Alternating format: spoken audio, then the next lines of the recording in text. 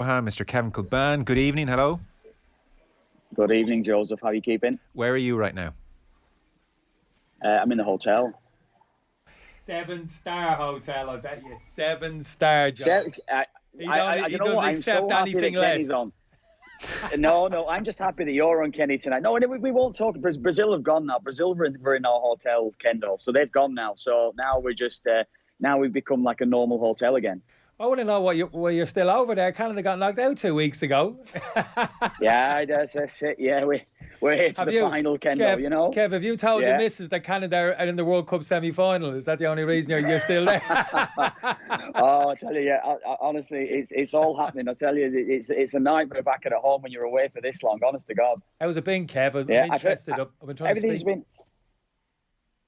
Everything's been good, Ken. Everything's been good out here. I mean, pretty much when I spoke to Joe last week, we've been pretty much between our hotel and Souk Waqif, which is the main marketplace where most of the studios are. So our studio will be alongside Mexican TV, I think Italian TV, Chinese TV. There's probably about 10 different TV organisations or countries that have got the setup where we are, and we just have our studio built there. So a lot of our first couple of weeks especially was just going between the hotel and in and out there, really. Long days. We were covering 3 games, so we were having to do, not the first one, which would have been 4:30 a.m. Canadian time. We would have picked up the next 3 after that, and we would have done that every day, really, until the break after the round of 16. Yeah, full on.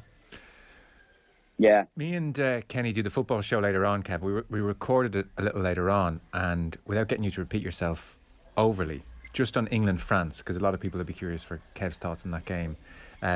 You, Kenny, might put your point, when we're trying to discuss Southgate, you feel there's a slight tweak in the team he's naming in midfield and Foden, etc. You can explain to Kev, and I'd be curious for Kev's response. But your thoughts on, because people are saying Southgate couldn't have done much more, England couldn't have done much more. You kind of think there's more in this England team. You might explain why. I'm not going to go. Or details again. Yeah, all it was, Kev, was in terms of the setup, that 4-3-3 for England. For me, I think he can get the balance better in that central midfield area with Rice as a holder. For me, I'd like to see Foden in there with Bellingham as the 2 attacking number 8s. For me, that's the way forward. That's where England get an extra 10, 15, 20% from their attack and play. And I feel as if game of narrow margins against France, that period in the second half, probably about first 20 minutes of the second half, where they dominated the ball and pinned the French back but couldn't create too much. For me, if they had Foden on the pitch with Bellingham in those 2 number 8 positions, potentially Rashford off the left-hand side instead of Foden, for me, they'd probably go and win that game, or they certainly have a better chance than with the likes of Jordan Henderson operating in that area in midfield, if you understand. That's how I see it. I don't know how about you. Yeah, no, I think it's a great point. I think probably Southgate's logic and what we're probably judging Southgate on, if I'm judging him from the Euros, maybe the World Cup, he's always had that maybe conservative, negative mindset. I feel that he wants to make sure that the team is stable first and foremost, and not. England have probably got the best attacking players in the tournament. I think we probably all would agree on that. They've certainly they're right up there with the very best. Yeah, there is certainly at the Euros a couple of years ago. He got to the final playing a certain way. It was quite rigid in how he set up. Didn't necessarily always want to get Foden into the team then. I know Foden was a little bit younger. Didn't want to get Grealish into the side. He was bringing Grealish off the bench, and Grealish was probably one of England's best players at that time as well. So, I mean, he probably, you know what, Ken? I think he probably wouldn't necessarily trust Foden as an 8 for the reasons I'm saying. He probably thinks he won't necessarily have that responsibility defensively, rather than think we've got better players than them attack-wise, and we could actually go and win the game. I think that's it's always going to revert back to that mindset. But I don't think, Kev, that even stands up in terms of Foden in there. You see as much of Foden. That's what's hindered them, Ken. Yeah, but you see Foden play for Manchester City left of the 3 or right of the 3 up front. Do Manchester City carry him out of possession of the football, Kev? In terms of the runs, tracking back he does, and from that forward area of the pitch, he gets up and down. He doesn't shake it, Kev, does he? So I don't think there'd be anything different in that central area. Well, I don't think you carry him in there. Even, I mean, Ken, even if he went with, which some might think it's a negative mindset of going with a 4-2-3-1, but I would feel by having a 10 as well within it, that you could actually give Bellingham a bit more license to get forward. Have a 10, whether that would be Grealish or whoever, that you could feel you're going to get an extra attack. Maddison, whoever, get an extra attacking player further forward as well by levelling off the two midfielders, where Bellingham will always have a natural tendency to get forward, and you'll always have Rice in there. And I feel as though that there's never been a flexibility like that within Southgate. It's almost as if, right, I've found a system that works here, we're getting a result, I'm going to stick with it. And even like after the Iran game, look at the other nations, France, and the changes that they made after winning the first game against Australia 4-1. They made 2 or 3 changes. I know they made changes in the Tunisia game, but they'd won. They beat Denmark in the second game, and they decided that they needed to change things around. It was Pavard that made a bad error for the Australian goal. He's left him out. He's not been back in since. So he's now playing Koundé at right back. And I think if you look at the other side, the better nations, I would feel there's always a freshen things up. I'm not necessarily, because if you've scored 2 goals or you feel as though you've had a bad game, I'm not saying that, that it's hard to leave them out, but France can do it. France can play certain ways for different sides. And I think they always get caught out a little bit at all the major tournaments, Kenny, as well, by that maverick type player. Like Griezmann playing as a 10. Anyone that's watched Griezmann in this tournament, he's probably been the best player in the tournament, both in terms of work rate, both in terms of creativity. I know Mbappe scored all the goals, but Griezmann has been exceptional throughout. But and England have been undone probably in past tournaments, so can I just say here, they've been undone by a maverick type player that's got a bit more freedom to do what they can do. If you're talking Pirlo, you're talking I don't know, in past tournaments maybe Zidane, Figo, when they play against better nations.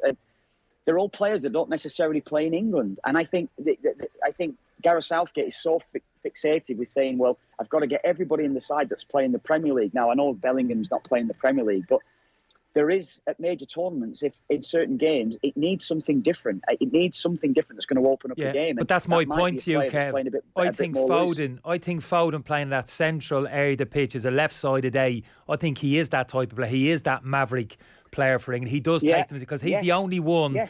And even this whole competition, if he picks the ball up, and we spoke about it, Joe, in a deep central position, Kev, gets turned at the opposition goal and gets moving forward in possession of the ball, he can take on people. He's got that slalom run, drop of his shoulders. He can go past. He's a dribbler. He can go past people at a pace, and he doesn't get the opportunity operating from the flanks, coming on the inside on the half turn a little bit. It's a little bit more difficult. But dropping in the central area, dropping deeper and getting turned earlier, he's that type of player for me, for England. He could be that type of player, but he hasn't been given that role for now. And by bringing him in there, then you can get the likes for Rashford or even a Grealish. You're talking about a maverick.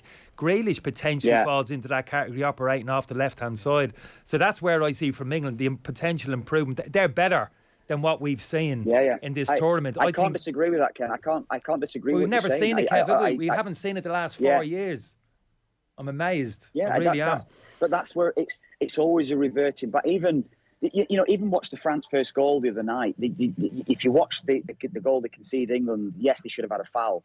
But if you look at it on the tactics board, on the tactics cam, the panic set in with England, how they were desperate to get back into position, which is great, but it was more of a panic getting back. It wasn't a sprint back into position, get turned, now where are we? Everything was just everyone was so panicked about the fact that Mbappe was on the ball. 3 or 4 around him, obviously chopped inside, did a little 1-2, crossed over. Declan Rice probably should have took him out. But they got themselves back into position, and then all of a sudden, Tchouameni just arrived from such a deep line position. They were just so fixated, I felt, with, right, make sure they've got the defensive shape of our team right, get back in position. And that's been the mindset, I feel, with England, rather than say, look, we've got better players here. We can actually go and win the game. Let's get an extra attacker into the team and go and win it. Kev, we touch on it actually in the football show as well, but you've taken a penalty under the most severe pressure at a World Cup. You'd have an understanding of what it feels like. So Kane, having scored one and against his club goalkeeper as well, which must mess with your head even more, to have to take another one, and there's quite a long delay as well with VAR and everything. Were you confident as you watched him take the second one, or what was your read on his second penalty? Well, only because he's the penalty taker. So it would be you can't imagine anyone within that team, unless it's the manager, to say he's not going to take it. So he's the penalty taker, he's going to take it. But if you watch the penalty, if I'm talking from Lloris's point of view, Lloris went so early to his right. He was going out full stretch. I'm going to make sure that I make that save diving to my right, kind of knowing. And maybe that got into Kane's mindset when he was about to take the ball, that he thought, I've got to lift it a bit more, I've got to put more power onto it. And obviously, we know what happened. But I wouldn't necessarily have changed the penalty taker, no. Oh, no, I'm not suggesting that, but it just, the pressure on him was so enormous. You would have. Yeah. No, why Kendall? Why though, Kenny? I think there's I think there's an argument. Kenny, Kev. have you ever had a player that's played club level that's taken 2 penalties in a game?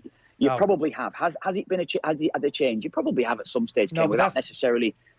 Yeah, but I think, Kev, there's an argument. You'll know this. When you get a second penalty in a game, and it was magnified this time by the fact that it was Lloris and he's an actual club mate, so it actually magnified the kind of pressure and obviously in terms of messing Kane's head up. But I think once you step, even if you've scored the first penalty, I think for me the pressure intensifies mentally for the penalty taker if it's second time around, if you've already scored a penalty. I think there's an argument. We don't see it too often, you're right. If you've got 2 penalty takers on the pitch at that time that you trust, for me there's a stronger argument for getting the second penalty taker up to take the penalty. Not as much pressure resting on his shoulders going up. Can't be outside as much. I wouldn't think that, Ken. Personally, I wouldn't. He's a penalty taker. But if you have another one, Kev, if you have another penalty taker on the pitch that you trust, is that something that is that something that, if you're talking about fine detail and fine margins, you talk about that maybe is something that you would talk about. Yeah. Maybe you would, but because it's irregular, because it rarely ever happens, then you're not really going to have that discussion. Ultimately, as long as the penalty taker, obviously I was covering the Canada games, and Alphonso Davies missed a penalty in the first match that they played against Belgium, and it was a big thing because he doesn't take penalties. It was Jonathan David was on the pitch. He should have taken the penalty. So maybe there was a conversation, and John Herdman, the coach, said it was an on-field discussion. They sorted it out on field, and I was like, hang on a minute, we're in a World Cup here. You talk about fine detail at the top level. You have your penalty taker nailed down before you go onto that pitch. Yeah, but you said it, Kev. You said it, and I agree with you. When Kane went to take that second penalty, Lloris had made his mind to go right, because that's where he put his first one, and he knew Harry Kane, that's his preferred side.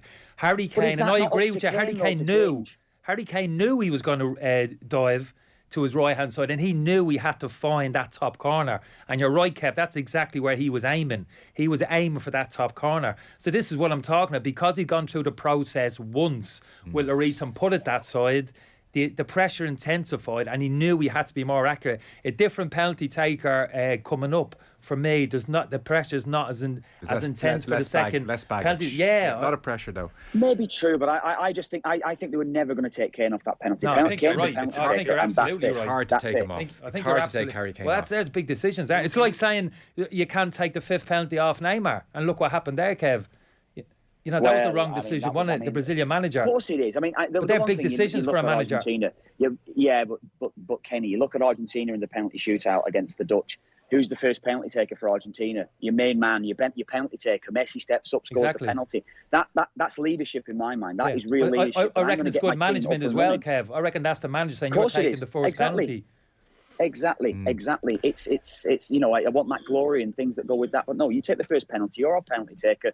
Done and dusted. We'll build off this momentum now, and that's what happened with Brazil and what happened with others as well. Clock is coming against us. This will come up later on the football show, Kev, if you care to watch it back if you really can't sleep. I will. I'll have a little. Kenny's on, so Kenny's on. So well, there's a chilling moment. Chilling moment in the football conversation where it turns out in the 2002 penalty shootout that Kenny was actually 7th on the list. He won't remember 7th on the list. Me and Duffers, Kev. Me and Duffers were shaking. We were shaking in the centre circle. Who was 6? Who was 6, Kenny, then? Who was 6 Joe read them out earlier. Who was 6? We never got to 6. We won't know. Steve Finnan took the 5th, but it was done at that stage. It was over, was it? Yeah. So we don't know who was 6, but apparently Kenny Cunningham was the 7th. Me and Duffer, I would have been literally paper, scissors, stone. Me and Duffer's in that centre circle. Listen, you know the thing is, right, honestly, and people are always, I've been laughed at constantly when I've been out here about, every time it gets to a penalty shootout, oh, here we go, you've taken a penalty in a penalty shootout, what happened and what goes through your mind and all this sort of thing. You're reminded of it forever, and that's the only thing. Like, of course, I missed a great chance in that game anyway that you like to remind me of, Joe, but everyone would always remind me of that. And now Kane, I that was the reason why I felt for Harry Kane so much. I wasn't necessarily bothered that England got knocked out, but with more for Harry Kane, that he's going to be now reminded of this until forever, till the day he dies. Unless 80 years of age, unless they win the World Cup, he will be reminded of it forever. And to be fair, he'll still get reminded of it, Joe. He'll still get reminded of it regardless. Maybe. In your case, to be fair, and I don't like to say nice things to you too often, I think all you can say in Kane's case and in your case for getting up and taking one is fair play to you. It's a really, fair play. really difficult thing to do. Yeah. Kenny Cunningham I was agree with halfway that. down the tunnel. I know. Again, Kenny, I would have fancied my chances from the penalties, but I'd taken a few penalties in shootouts and maybe one or two at club level and various levels. I would have fancied myself. I would have gone up, taken a penalty, no problems at all. But but even still, Kevin, I don't know. That type of environment, the pressure, what's at stake, and the whole shebang. No, I'll give you a huge amount. Give you a huge amount. Steve of credit. Finnan taking 1/5. Fair play to him as well. Defender, it's that bit harder. Yeah, but Finnan, ice cool, wasn't he? Technically, ice cool. Yeah, good technically. We used to call him the German, didn't we? He was like a robot. Germinator. And come here, Kev. If it was up to you, would you have sent Duff or Kenny up for number 7? God. It had to be Duffers. It'd have to be Duffers. I always say Kenny will actually try and dismiss what I'm going to say now. I don't think I ever saw Kenny have a shot in training. I've said this before when we've been on air. I don't think I saw Kenny have one shot ever in training. I'd agree with you totally. So I probably I'd side with Duffer on that one. Really, Duffers had never. If Duffers had let me go up to take a penalty, he'd never lived that down.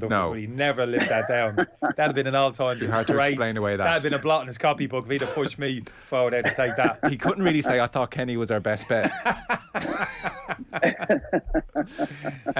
Before you go, because time is against us, I have to wrap in about 30 seconds. Who's going through in the two semi-finals and why, Kev? I thought Portugal would have beat Morocco. They continue. They've got this way about them. Some of the players, Amrabat and all these lads have been brilliant. Ziyech and Hakimi. I fancy France though. I think Griezmann's been outstanding. I think Mbappe will get a little bit more freedom in this game. I'm looking forward to watching him and Hakimi going at it toe to toe, the club mates. So I think France, and my heart's saying Argentina because I'm desperate. He's another one. He's another Argentinian fan everywhere. Kev, if someone Kev, listen, settle this argument. Settle this argument, me and Joe. If someone stepped in front of you and whipped out an Argentinian jersey or a Brazilian, which would you grab straight away without thinking? Which jersey would you grab? Argentina. Yeah, Argentina. He's another one. Nice one, Kev. Argentina. Yeah. But the thing is, did you watch? I mean, obviously, you probably would have seen the game, guys. Like Modric, to go from the level that he'd been performing at to get to the level that he performed in the last game. 100%. Modric was unbelievable in the game. I was watching the game you were like, he's at it again. He's actually doing it again. We didn't see that performance. It was off the charts. So, I don't know. I think Croatia, probably that midfield that they have, they could start to dominate the game. And Argentina will get a bit messy. They'll start to make it scrappy. They'll kick lumps out of them. And I don't know. I hope for Argentina, but I don't know. Maybe we might see the same final from 4 years ago. Listen, I know you've got massage booked in, then the spa treatments, then 7-course dinner, and a busy night ahead of you. So we should really let you go. No. Kev's cooking Christmas. Then back in Kane. He's got to get back. He's cooking Christmas. He's got to do all the prep. When he gets home. Kenny, at this stage, ready, steady, cook. It's like Mr. Ready, steady, cook. Cook. On the World Cup. Yeah, I need to get home now, Ken. I'm desperate to get home. I'd say it's a long stint when you're at them. I'd say you feel like you've been gone for months. Yeah, you actually don't want to have a day off now. You just want to get through the games. We obviously had a couple of these. You just want to get the semi-finals done now. Come on, let's get them come around. So we'll do tomorrow, and then obviously was it Wednesday? Have the few days before we do the 3rd and 4th place game, and then the final. Okay. Thank you so much. Take care. See you soon. Look after yourself, lad. Thank you. Cheers. Great to see you, Kendo. I've heard you making great waves on the RTE. So good man. Well done. Kevin Kilbane with us, and our football coverage with thanks to Sky. All the football you love in one place across Sky Sports, BT Sport and Premier Sports. Kenny. Heavy sarcasm there from Kevin Kilbane, by the way. Thank you for staying on. I told you that would work out. Kenny's back between 9 and 10. We've got Monday Night Rugby on the way.